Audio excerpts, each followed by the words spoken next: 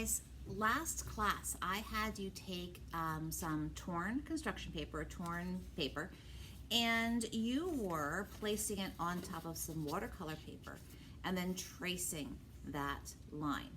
And I'd asked you to trace a line again and again and again. You could use different torn papers, but the idea was to get a bunch of different horizontal lines across your paper.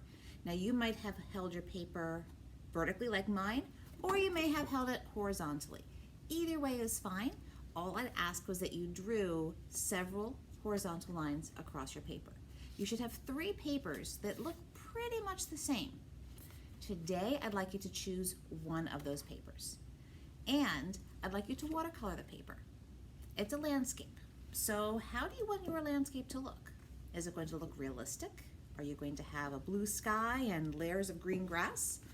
Is it going to be kind of a crazy landscape where you have maybe an orange sky and purple grass? You get to decide what your landscape is going to look like. Just remember that when using watercolors, if you put wet paint right next to wet paint, the colors will begin to blend together. So your best bet is to try to skip shapes if you can. Maybe start at the top shape up here, paint that one first, skip your next shape, and then paint the one below it. That way, you'll give a little bit of time to dry in between the colors, and then you can go back, hopefully toward the end of class, and do those in between shapes. Your goal for today is to get one piece completely painted. And after that, I'm gonna have you stop there. Before you go into the next painting, I'd like to talk to you a little bit about color mixing and how we can really use that to add some interest to our paintings. So have fun painting today. You'll need obviously the watercolors from your bag, and I'll have some water cups in your room as well.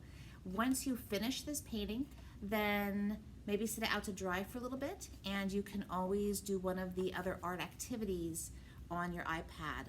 If you remember, if you go into the art classroom, there's the Google Quick Draw you can do, or a couple of those other extra art activities, or you can open up your workbook and do some free drawing in the back.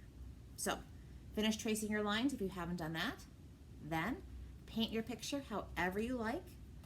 Then clean up your area and either free draw or do some Google Quick Draw. Have fun today, and hopefully I'll get to see you next week.